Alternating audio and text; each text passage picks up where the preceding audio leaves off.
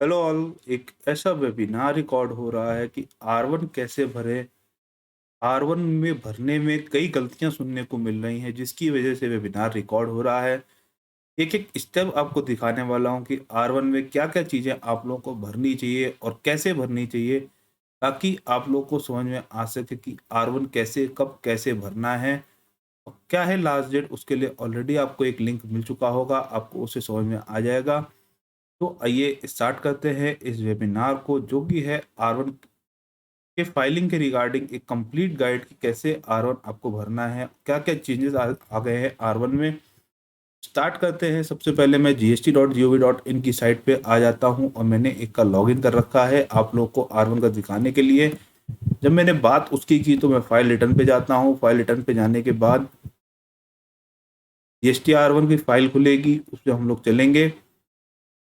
तो अब मैंने ये अप्रैल का आर वन खोल लिया। अप्रैल के आर वन में जाने के बाद आप लोग को मैं दिखा देता हूँ। आर वन ये लिख के आ गया, जिसमें लास्ट डेट इसकी 26 तारीख है। जब ये आर वन मैंने खोल लिया तो हम लोग बात करेंगे एक एक पॉइंट की। सबसे पहले बात आता है B2B इनवाइस की। इसमें कुछ क्वेश्चंस ऐसे शुरू हो गए हैं कि आप लोगों को अब मैं एक एक इनवाइस करके बताने जा रहा हूँ। एक इनवाइस फीड करके देख लेते हैं। ऐड डिटेल में जाते हैं। जब मैं ऐड डिटेल में गया तो यहाँ पे एक GST नंबर डाल लेते हैं ताकि आपको समझ में आ जाए।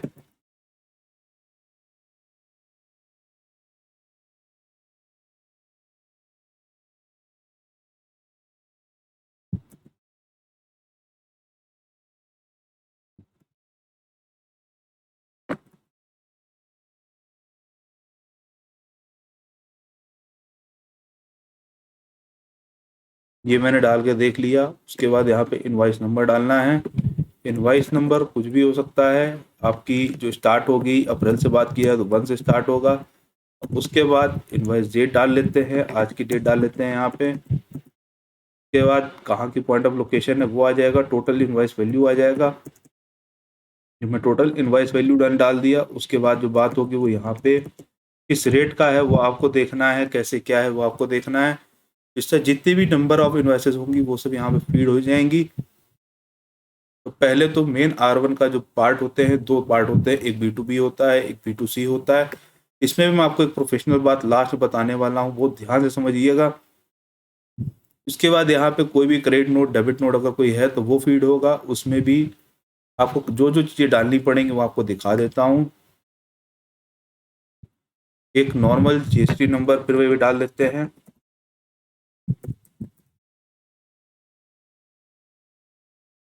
डेबिट नोट क्रेडिट नोट का नंबर क्या है वो ले डालना पड़ेगा आपको यहाँ पे। आज की डेट डालनी पड़ेगी, उस दिन की डेट डालनी पड़ेगी जो आपको चाहिए। अभी डेबिट है कि क्रेडिट है वो आपको देखना है। डेबिट और क्रेडिट में क्या बेसिक होता है इसको मैं बता देता हूँ। जब हम लोग परचेज की बात करते हैं तो वहाँ पे बात होती है डेबिट नोट की, यानी कि परचेज में करेक्शन है या परचेज वापस जा रही है, परचेज रिटर्न है तो वहाँ पे डेबिट नोट होगा। सेल्स में करेक्शन है, सेल्स वापस जा रही है, सेल रिटर्न हो रहा है तो वहाँ पे क्रेडिट होगा। ये पॉइंट आपको मैंने बता दिया प्रोफेशनल वाला। उसके बाद नोट वैल्यू की बात कर लेते हैं। तो नोट वैल्यू यानी कि जितने का क्रेडिट नोट डेबिट नोट बन रहा है उसके बाद पॉइंट ऑफ टैक्सेशन लेना है और नॉर्मल फिर उस तरह आपको यहाँ पे आ जाएगा। एक और बात बता देता हूँ प्रोफेशनल टच वाली इसमें, क्योंकि आर वन का बताते समय कोई नहीं बताता, वो ये है B2C लार्ज की बात हो रही है। B2C लार्ज की जब बात होती है 2.5 लाख से ऊपर की जितनी इन्वेस्टेस होती हैं वो यहाँ पे अलग से फीड होती हैं। तो ये चीज़ एक हो गई। उसके बाद credit note debit note unregistered कोई है तो वो हो गया। एक्सपोर्ट की इन्वाइसेज हैं तो वो यहाँ पे फीड हो जाएंगी। अब एक्सपोर्ट की इन्वाइसेज जो है B2B में नहीं फीड करनी है, वो यहाँ पे फीड करनी है। ये पहले जितना भी इंफॉर्मेशन आती है आपको जरूर पढ़नी चाहिए। इनवाइस नंबर क्या है, पोर्ट नंबर क्या है, यहाँ पे आपको फीड करना पड़ेगा। GST पेमेंट हुआ है कि नहीं हुआ है ये आपको यहाँ फीड करना पड़ेगा। कई जगहों पे IGST एग्जाम्प्ट है और कई जगहों पे IGST एग्जाम्प्ट नहीं है। आइस गेट की सारी इन्वेस्टेज आपको यहाँ पे अपलोड करनी पड़ेंगी ताकि वो यहाँ पे मैच हो सके। उसके बाद B2 में पिछले साल या लास्ट मंथ कोई प्रॉब्लम हो गई थी तो उसको अमेंड करना है तो यहाँ पे आपको जाना पड़ेगा। उस फाइनेंशियल ईयर में आपको सेलेक्ट करना पड़ेगा 19, 20, 20, 21। अब यहाँ पे इनवाइस नंबर डाल के आप इनवाइस को अमेंड कर सकते हैं। GST नंबर भी चेंज हो सकता है। फिर अगली बात कर लेते हैं अमेंडेड B2C लार्ज, यानी कि जो मैंने वहां बताई उसके अमेंडमेंट। फिर अमेंडेड एक्सपोर्ट इनवाइस, एक्सपोर्ट जो ऊपर आया उसका पिछले साल कोई अमेंडमेंट हो, क्रेडिट डेबिट नोट का कोई अमेंडमेंट हो, अनरजिस्टर्ड क्रेडिट डेबिट नोट का अमेंडमेंट हो, दो चीज़ों का होता है B2B B2C, जिसके लिए मेन R1 भरने की बात होती है। तो ये बात आ जाती है B2C की। B2C में सिर्फ नॉर्मल टोटल जाता है, जैसे पॉइंट ऑफ सप्लाई मान लेते हैं कि मैंने 09 लिख दिया, उसके बाद टैक्सेबल वैल्यू जितनी टोटल मेरी गई वो, उसके बाद रेट सेलेक्ट कर लिया, ये अपने आप कैलकुलेट होके आ जाता है। तो इस तरीके से B2C आप भर सकते हैं। लास्ट में मैं प्रोफेशनल टच वाली बात आप लोग को बताऊंगा, वो आप लोग को बहुत काम की होगी, तो ध्यान से समझिएगा। नील रेटेड सप्लाई कोई है तो वो यहाँ पे आ जाएगी। इसमें क्या क्या भरा जाएगा, इसमें इस तरीके से भरा जाएगा, interstate supply to registered, unregistered, registered, unregistered, nil rated, exempted और नॉन GST। एक में इंट्रा लिखा है, एक में इंटर लिखा है। तो ध्यान से समझिएगा कि आपकी इंटरस्टेट सप्लाई अगर कोई हुई है इन तीनों को, उसकी डिटेल आ जाएगी। टैक्स लायबिलिटी एडवांस की, ये अभी तक तो शांत बैठा है, एडजस्टमेंट ऑफ एडवांस है। फिर HSN वाइज समरी, ये बहुत काम का है, अप्रैल से इसमें चेंज भी आया है। क्या है चेंज उसको भी देख लेते हैं यहाँ पे।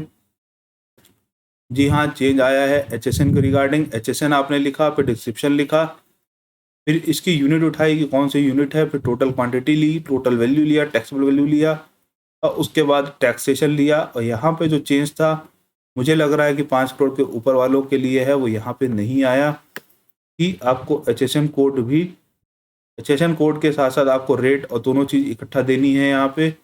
उसके बाद डॉक्यूमेंट इशूड की बात कर लेते हैं, कौन कौन से डॉक्यूमेंट्स हैं यहाँ पे, कौन कौन से डॉक्यूमेंट्स आपने इशू किए पूरे महीने भर में। सेल के अलग, परचेज के अलग, रिवाइज को किया अलग, डेबिट नोट के अलग, क्रेडिट नोट के अलग, रिसिप्ट के अलग, पेमेंट के अलग। तो इस तरीके से नंबर ऑफ वाउचर हैं जो कि आपको यहाँ पे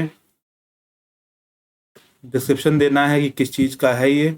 उसके बाद बात कर लेते हैं amended tax liability, advance, adjustment advance, amended B2C को भी हम अमेंड कर सकते हैं, लेकिन बहुत ही कम लोगों को पता है कि B2C पूरा का पूरा आपका पिछले महीने वाला हट जाएगा और ये वाला उसमें इंसर्ट हो जाएगा। अब मैं बात कर लेता हूँ प्रोफेशनल टच की। जब आप इसको सेव करते हैं, मजे की बात ये होती है, सेव करने का क्या तरीका है पहले वो बता देता हूँ, फिर मैं बताता हूँ। पहले तो आप पूरे डाटा को जरूर चेक कर लीजिए, उसके बाद आपको जनरेट समरी करना पड़ेगा। जनरेट समरी करने के बाद आपको यहाँ टिक करना है, टिक करके सबमिट करना है। लेकिन समरी जनरेट होने का टाइम जो लगता है मिनिमम 15 मिनट दिमाग में रखिएगा। लोग कहते हैं 2 मिनट में हो जाती है, या तो आपके प्रोफेशनल सॉफ्टवेयर यूज़ कर रहे हो तब तो आप उसको कह सकते हैं, अदरवाइज मिनिमम 15 मिनट आपको लगने ही लगने हैं। आप मतलब एक का भर के भूल जाइए और 15 मिनट बाद आपको वापस आना है, तब आपको सबमिट करना है। जब सबमिट कर देंगे तो उसमें कोई चेंज नहीं हो पाएगा। उसके बाद ये फाइल करना है। एक बार सबमिट हो गया तो इसमें कोई भी चेंज नहीं हो सकता। उसका फिर अमेंडमेंट वाली जितनी विंडोज़ आपको मैंने दिखाई, यही सब काम आएंगी और यही सब आपका बेड़ा पार करेंगी। एक बार सबमिट हो गया, उसके बाद फाइल रिटर्न करना है, फिर EVC करना है और यहीं पे आपका R1 फाइल हो जाएगा। तो ये था छोटा सा कंटेंट, छोटी सी वीडियो, छोटा सा वेबिनार की R1 खुद कैसे करें। अगर आपको इसमें कोई प्रॉब्लम है तो नीचे व्हाट्सएप नंबर फ्लैश है, आप मुझसे कॉन्टैक्ट कर सकते हैं। यहीं पे वीडियो को समाप्त करता हूँ। Till then Tata.